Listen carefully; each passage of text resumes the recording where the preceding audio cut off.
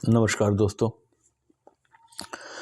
अभी पिछले कुछ दिनों में मैं देख रहा था, एक मुफ्ती साहब हैं, मुफ्ती यासिर नदीम वाजदी साहब हैं देवबंद के और रहते हैं यूएसए में। तो पिछले एक महीने से मैं उनकी काफ़ी पॉडकास्टों को देख रहा था, उनकी काफ़ी रिकॉर्डिंग्स को देख रहा था, जिसमें उन्होंने इस चीज़ को बड़े पुरजोर तरीके से रखा कि इस्लाम से बढ़िया धर्म और कोई नहीं है, इस्लाम से बड़ा अच्छा मार्ग कोई नहीं है। हाँ, मेरे को इसमें कोई शंका नहीं है कि वास्तव में इस्लाम का पथ जो है और उसकी मान्यताएं जो हैं, उसका जो सिस्टम जो है वो एक बहुत ही मजबूत कड़ी है कि इंसान जो है उसका परिपालन करके अपने भौतिक और अभौतिक दोनों जीवन को उच्चतम स्तर पर लेके जा सकता है। इसमें कोई दो राय नहीं है, मैं इसका सपोर्ट करता हूँ। मेरा जो कहना है यहाँ पर कि धर्म कोई भी हो, यदि उसकी निगाह स्पिरिचुअलिटी की तरफ है, उसकी जो दिशा है वो स्पिरिचुअलिटी की तरफ है, तो वो व्यक्ति को उच्चतम स्तरों पर लेके जाने में सक्षम है। लेकिन यदि उसकी निगाह भौतिकता की तरफ है, भोग की तरफ है, तो वो जो धर्म है, वो सिद्धांत जो है वो विकृत हो जाता है। एक व्यक्ति जो ईश्वर प्राप्ति के मार्ग पर लगा हुआ है, उसकी पूर्णता ही तब हो पाती है जब संसार और ईश्वर का जो भेद है उसके सामने स्पष्ट हो जाता है। वो इसको महसूस करने लगता है, तो ही वो इस मार्ग में वास्तव में पहला कदम रखता है। पूर्णता की बात नहीं कर रहा मैं, वो कदम ही पहले रखता है। तो अगर वाजिदी साहब ये कह रहे हैं कि सनातन हो गया, क्रिश्चियनिटी हो गई, या फिर सिखनिज्म हो गया, कोई भी मार्ग हो गया, वो दूषित है या वो गलत है, तो ये थोड़ा सा न समझने वाली बात है कि आपने समझा कुछ नहीं और आप जो है किसी एक चीज़ को ले करके दावा कर रहे हो, वो गलत है। मेरा मानना ये है कि संसार के जितने भी धर्म हैं वो हैं ही इसलिए क्योंकि उनके अंदर कहीं ना कहीं कुछ ना कुछ स्पिरिचुअलिटी है, कुछ ना कुछ आध्यात्मिकता है, तो उसका कारण है। तो जब तक आप उसके उस मूल चीज़ को नहीं समझोगे, तब तक आपको यह अधिकार नहीं होता कि आप किसी भी धर्म विशेष की तरफ उंगली उठाइए। सनातन पूर्ण है अपने आप में, उसमें कोई भी टेंशन वाली बात नहीं है। हाँ, जो सनातन के फॉलोअर्स हैं, अगर वो अज्ञानी हो गए तो इसका मतलब ये नहीं है। एग्जाम्पल के लिए ले लीजिए कि अगर 10th का जो साइंस की किताब है, जो साइंस है, वो अपने आप में पूर्ण है। प्रॉब्लम विद्यार्थियों में होती है कि वो उसको कितना समझते हैं, उसको कैसा ले रहे हैं वो। और यही चीज़ मैं इस्लाम के लिए भी बोलता हूँ, वो पूर्ण है। प्रॉब्लम मुसलमानों की है। सनातनियों का जो धर्म अपने आप में पूर्ण है, उसमें कोई भी भेद नहीं है, क्योंकि ये एक बहुत पुराना धर्म है और बहुत ही विशाल धर्म है, छोटा धर्म नहीं है। देखिए मैं इसको कैसे बताता हूँ, और ये मुख्य रूप से मैं मुस्लिम भाइयों के लिए पोस्ट कर रहा हूँ, हिंदुओं के लिए नहीं, उनको तो पता ही है।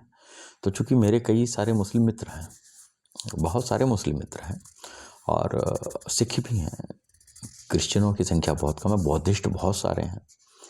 तो जब वो आक्षेप करते हैं किसी भी चीज़ पर, तो धर्म गलत नहीं होता। मैं हमेशा कहता हूँ कि मार्ग नहीं खोता, हम खो जाते हैं। मार्ग हमेशा मौजूद होता है, वो हर एक स्तर पर मौजूद है। तो ख़ास तौर पर मैं सनातनियों की बात करूँगा।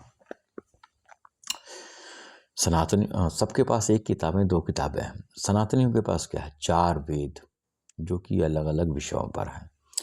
उसके बाद वेदांत, उसके बाद आप ले लीजिए 18 पुराण, 108 उपनिषद, 6 शास्त्र, 6 शास्त्र, यानी कि 6 दिशाएं।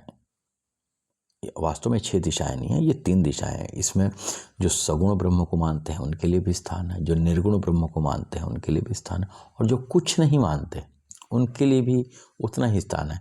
वो भी अपने पूर्णता को प्राप्त करने के अधिकारी हैं। वास्तव में ये 3 जो शास्त्र रचे गए, ये उस समय की बात है जब जैनिज्म और बौद्धिज्म इस मार्केट में आए। क्यों मार्केट में आए, इसको मैंने पिछले किसी उसमें बताया हुआ है, फिर भी हल्का सा मैं बता दूं कि जब वेदों के ज्ञान जो है वो एक लिमिटेड लोगों का अधिकार बन गया और समाज के लोग इस अधिकार से प्रताड़ित होने लगे, तो कुछ दिव्य आत्माएं, कुछ दिव्य पुरुष प्रकट हुए। उन्होंने बौद्धिज्म की नींव रखी और ये बौद्धिज्म की जो नींव रखी गई वो वेदों के अगेंस्ट रखी गई कि जो शोषण कार्य हो रहा है वो रुके। यही वजह जैनिज्म की भी हुई कि वो मार्केट में क्यों आया।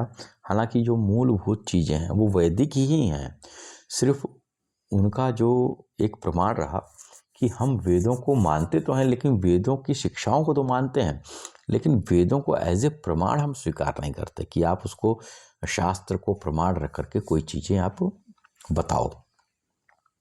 बाकी जो उसके निहितार्थ हैं उसको तो वो स्वीकार ही कर चुके हैं। हाँ, उसको एज ए प्रमाण नहीं मानते, वो वेदों को एज ए प्रमाण नहीं मानते, ज्ञान को मानते हैं, प्रमाण के रूप में वेदों को नहीं लेते। और इसके प्रतिकार स्वरूप में जो वैदिक धर्म रहा उस समय का, वहाँ पर कणाद, गौतम इत्यादि जो ऋषि थे उन्होंने अलग अलग शास्त्रों की रचना की, जिसमें मीमांसा है, सांख्य है, योग है, इस तरीके की 6 शास्त्रों की रचना हुई। वैश्विक है तो कॉम्बो में चलता है ये, जैसे कि योग और सांख्य और वैशेषिक, तो 2 के कॉम्बिनेशन में ये 3 मार्ग खुले जो कि सबके लिए है। अब सोचो कि इतनी ज़्यादा मार्गों की ज़रूरत क्यों पड़ी। उसका कारण ही केवल इतना है कि हर देश काल हाल परिस्थिति में मनुष्य अलग अलग है, उनकी प्रकृति अलग अलग है, उनकी क्षमताएं अलग अलग है। तो उस हिसाब से बहुत सारे मार्गों की आवश्यकता पड़ी और इसको लोगों के बीच में डाला गया। लोगों ने उसको समझा। वेदों का ज्ञान बहुत ही क्लिष्ट हुआ तो उपनिषद आए। उपनिषदों का भी जब ज्ञान क्लिष्ट हुआ तो उसका निचोड़ जो है शास्त्रों के रूप में आए। फिर भी हम जनमानस तक ये नहीं पहुंचा तो पुराणों की रचना हुई।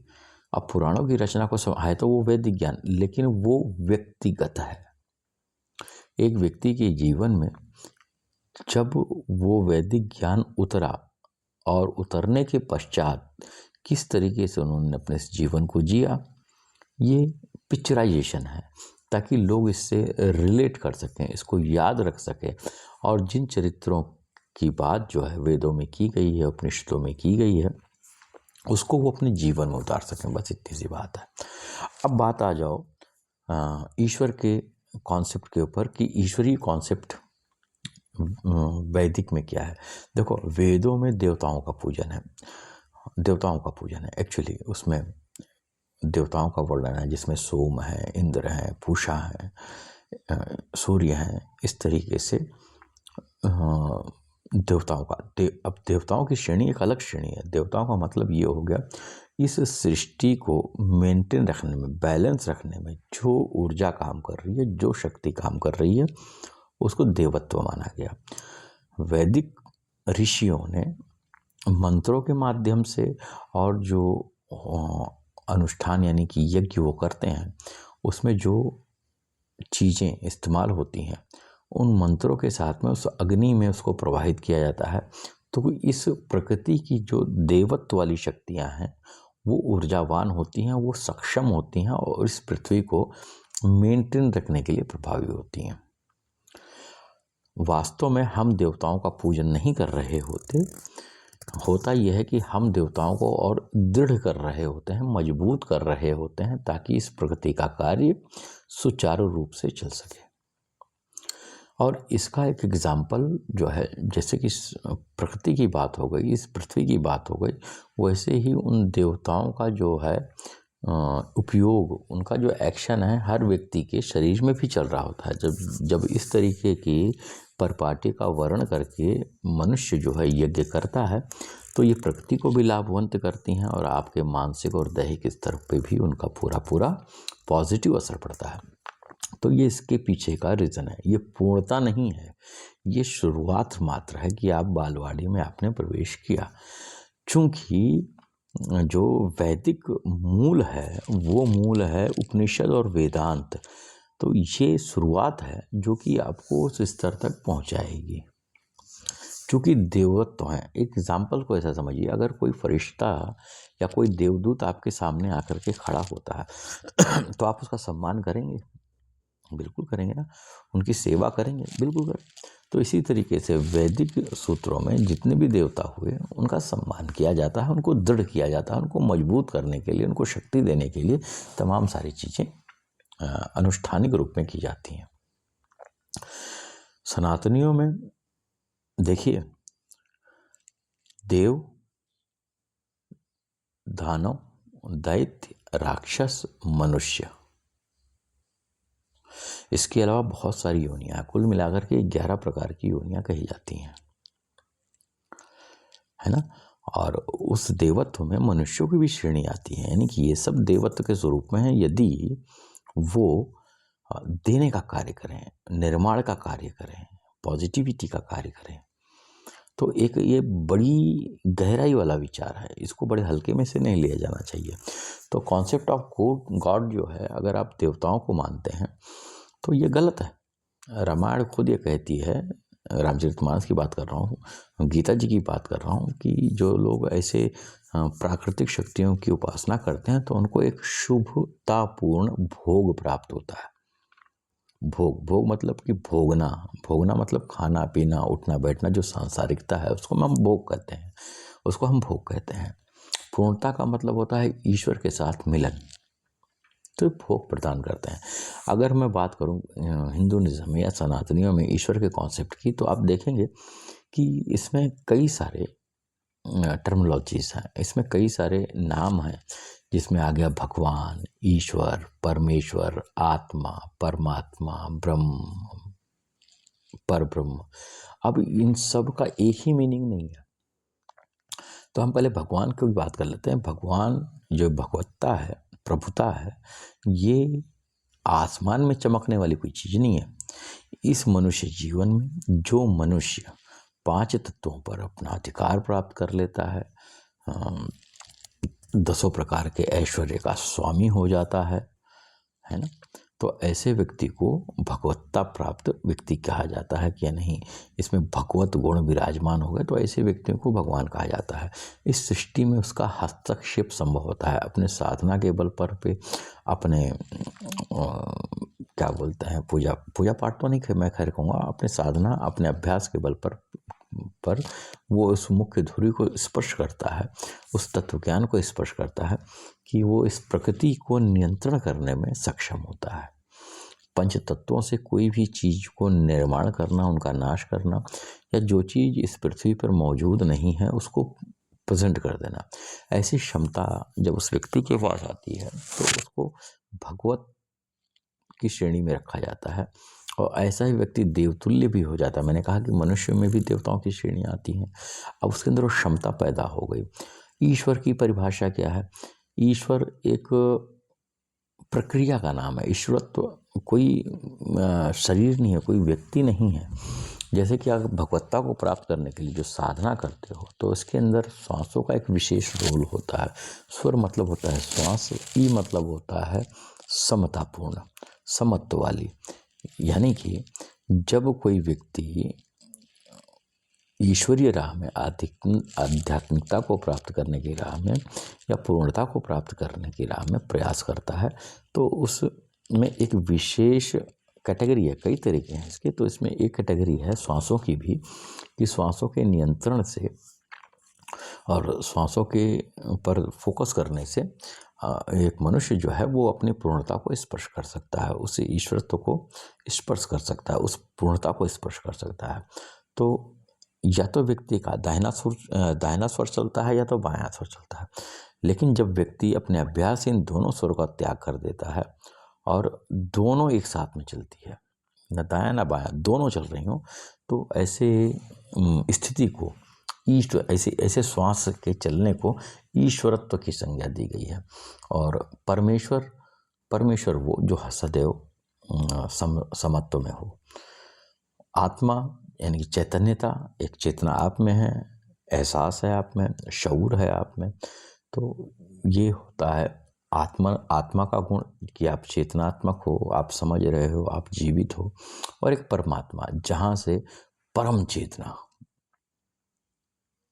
फिर एक मुद्दा आता है, ये तो सब सगुण ब्रह्म हो गए, ये सब इसी धरती पर लोग होते हैं, इसी धरती के लोग हैं जो कि अपनी साधनात्मकता को बहुत ऊंचाई तक लेके जाते हैं, है ना। और ये बड़ी ही गूढ़ बात है, ऐसी बात नहीं है, इसको बड़े हल्के में ले लेना है।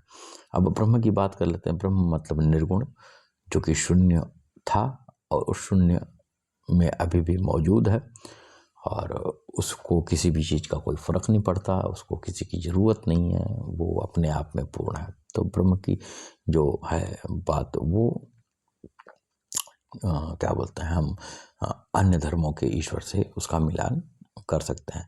लेकिन इसके नीचे वाला जो स्तर है, जो कि पैरेलल संसार में चलता है, वो मनुष्यों को केवल ट्रेनिंग करने के लिए है कि वो किस तरीके से स्टेप बाय स्टेप अपने पूर्णता को प्राप्त करें। अब शिर्क और कुफ्र की जो बात आती है, वो भी बड़ी ही दिगर बात है। मैंने कहा कि हर एक देश हाल काल परिस्थिति के अनुसार चीज़ें जो हैं मार्केट में आती हैं, चीज़ें जो हैं लोगों की समाज में आती हैं, उनके बीच में आती हैं, और लोग उसको स्वीकार करते हैं, और उसी हिसाब से वो अपने जीवन को जीने में सफल होते हैं। और जीवन का सफल होना इस बात का परिचारक है, इस बात का परिचय देता है कि व्यक्ति जो है आध्यात्मिक जीवन को भलीभांति जी रहा है। अब एक मुद्दा आ गया, वो जो कहते हैं कि राम भगवान है, कृष्ण, वो तो भगवान है, और भगवान कहने के बाद उनको ईश्वर भी कहा गया, उनको परमेश्वर भी कहा गया, और उनको जो है ब्रह्म, पूर्ण ब्रह्म भी कहा गया। पूर्ण का मतलब अब वो देह में भी हैं और देह में नहीं भी हैं, सगुण और निर्गुण दोनों चीज़ें उसमें उनमें विद्यमान है। तो अब इसका प्रमाण कहाँ मिलता है? इसका प्रमाण दोनों में मिलता है। आप मुस्लिम भी इसका प्रमाण देते हैं। अब वो इसमें भेद है, काफ़ी भेद है, उनमें भी भेद है। मुस्लिमों का एक वर्ग मानता है, मुस्लिमों का एक वर्ग इसको नहीं मानता। वैसे सनातनियों में है कि एक वर्ग इसको मानता है, एक वर्ग इसको नहीं मानता है। आर्य समाज इसको मानेंगे, नहीं मानेंगे, बाकी दिगर वाले इसको मानेंगे। जो सगुण ब्रह्म उपासक है वो मानेंगे, जो निर्गुण ब्रह्म उपासक है जैसे आर्य समाजी, वो उसको नहीं मानेंगे। और रही बात, मैं इस्लामिक विजन में ले लूँ कि कुरान शरीफ में अल्लाह खुद फरमाता है कि मैं बंदे का हाथ बन जाता हूँ, पैर बन जाता हूँ, मुंह बन जाता हूँ। और एक ग्रुप तो ये मानता है, एक ग्रुप ये मानता है कि क्या अल्लाह व्यक्ति के अंदर हुलूल कर देता है। हुलूल मतलब उसके अंदर मिल जुल जाना, तो वो उसको नहीं मानते। तो ये वैचारिक भेद तो हर धर्मों में मौजूद है। अब हम सिद्धांत पर बात करें, केवल इसके सिद्धांत पर, कि आप ईश्वर का हक किसी और को दे रहे हो, नहीं, बात उसकी नहीं है। एक जो पूर्णता प्राप्त व्यक्ति होता है, एक जो तत्वदर्शी होता है, वो व्यक्ति और व्यक्तित्व नहीं देखता, वो तत्व देखता है। वो आपकी जिंदा होने को नहीं देखता, आपकी जिंदा होने के पीछे का जो कारण है वो देखता है। वो आपके अंदर उपजी हुई दया को नहीं देखता, वो आपके पीछे उस दया का जो कारण है वो उसको देखता है। तो इस तरीके से वो संसार की हर एक चीज़ में, हर एक स्थिति में, हर एक परिस्थिति में वो ईश्वर के इस खेल को देखता है ना। और जब उनके शिष्य इस चीज़ को लेकर के आगे बढ़ते हैं तो वो प्योरिटी को खोज देते हैं, और खोते भी हैं और नहीं भी खोते हैं, दोनों चीज़ें होती हैं। और सबसे बड़ा भेद तब पैदा हो जाता है जब ऐसा कोई दिव्य पुरुष, चाहे वो राम हो चाहे वो कृष्ण हो, इस धराधूम पर आए और उन्होंने इस शरीर को त्यागा। तो जो भक्ति का निर्माण हुआ, जो प्रेम का निर्माण हुआ, उनको बाध्य कर देता है कि वो उसी को पकड़े बैठे रहें। जबकि साफ साफ कृष्ण ने गीता में ये कहा, साफ साफ बड़ी स्पष्टवादिता के साथ से। अब ये चीज़ मैं बोलूँगा वो हिंदू, मुस्लिम, जैन, सिख सबके लिए एक जैसी है, क्योंकि ये हमारे लिए हमारा एक की पॉइंट है, यानी कि सनातनियों की बात कर रहा हूँ मैं। कृष्ण अर्जुन को कहते हैं कि हे अर्जुन, अगर तेरे को ये दिव्य ज्ञान प्राप्त करना है तो समय के सद्गुरु के पास जा, जो कि तत्वदर्शी हो, उसके पास पहुँच करके निवेदन कर और उससे ये चीज़ का ज्ञान मांग, तो वो तेरे को ये ज्ञान देगा। अब इसमें समझने वाली बात यह है कि जब कृष्ण वहाँ पर बैठे हैं और अर्जुन को यह ज्ञान देने में सक्षम है, तो वो अर्जुन को किस सद्गुरु के पास जाने के लिए बोल रहे हैं? तो यहाँ पर कृष्ण जो है अर्जुन को कहीं जाने के लिए नहीं बोल रहे, वहाँ पर कृष्ण का इशारा अर्जुन यानी कि हर एक उस व्यक्ति के लिए है जो अर्जुन की तरह अनुरागी हो और उसके अंदर पात्रता हो, तो ऐसा कोई भी व्यक्ति अपने समय के सतगुरु के पास जा करके इस विधा को ले सकता है। अब इस विधा का प्रतिफल क्या होता है, तो कृष्ण उसी गीता में फिर से कहते हैं कि हे अर्जुन, लोग इन संसार में मेरी ही अर्चना, मेरी ही पूजा करते हैं, परंतु गलत तरीके से करते हैं। गलत तरीके से करने का मतलब देवों को पूजना, देवताओं को पूजना, राक्षसों को पूजना, दैत्यों को पूजना, भूतों को पूजना, पितरों को पूजना, तो ये गलत तरीका है। अब यहाँ पर कृष्ण उनके ऊपर आरोप नहीं लगाते, कहते हैं कि इनकी श्रद्धा को मैं ही स्वीकार करता हूँ, परंतु इन्होंने जो कुछ भी सेवा की है, जो कुछ भी इबादतें की हैं, उसके बदले में उनको देता हूँ भोग। वो भोग को प्राप्त करते हैं। अब भोग का मतलब दो है कि एक तो नारकीय भोग हो गया, कष्टदायक भोग ना हो गया, और एक होता है स्वर्गिक भोग, यानी कि आनंद वाला भोग। तो जिस तरीके के जिसके जो कर्म होते हैं उस तरीके को भोगों को वो पूर्ण करता है, और पूर्ण करने के बाद वो फिर से इसी धरती पे आता है और पुनः पुनः वो उसी कर्मों को करता है। तो उन्होंने सही मार्ग क्या बताया, उन्होंने कहा कि मेरे को जो भसता है, अब जो उन्होंने कहा है मेरे को जो भसता है, अब ये कृष्ण को नहीं कह रहे हैं कि मेरे को जो भसता है, वो कहते हैं कि जो इस तत्व ज्ञान को स्पर्श करने की कोशिश करता है और जो अपने अभ्यास से, अपने संकल्प से, अपने धारणा से, अपने गुरु की कृपा से इसको स्पर्श कर लेता है, तो वो भी तत्वदर्शी हो जाता है। वास्तव में वो नहीं रहता, वो मैं ही हो जाता हूँ। यानी कि कोई भी समय का सतगुरु जो तत्वदर्शी है, या कोई भी व्यक्ति जो इस तत्व को स्पर्श कर लेता है, पूर्णता को प्राप्त कर लेता है, तो वो नहीं रह जाता। अब यहाँ पर फिर बाबा गोस्वामी दास जी कहते हैं, क्या कहते हैं, सिया राम मैं सब जग जानी। ये पूरा जो विश्व है वो उसी ईश्वर का प्रकटीकरण है, जो उसी का प्रकटीकरण है। अब इसमें जो देखता है व्यक्ति, उसकी महसूसियत में क्या आ रहा है, उसके एहसास में क्या आ रहा है, उसकी समझ में क्या उतर रहा है, ये डिपेंड करता है उसके मन स्थिति पर। जैसे कि यासिर नजीर साहब को कुछ दूसरा ही समझ में आ रहा है, और जबकि उसी वक्त जो है क्या कहते हैं उसको, हजरत मोहम्मद गौस ग्वालियरी रहमतुल्लाह अलैह, ग्वालियर शरीफ, जो कि 47 सिलसिले के बहुत बड़े बुजुर्ग रहे, उन्होंने पूरा इसको स्वीकार किया और इसके इनके ऊपर कई किताबें लिखी आपने।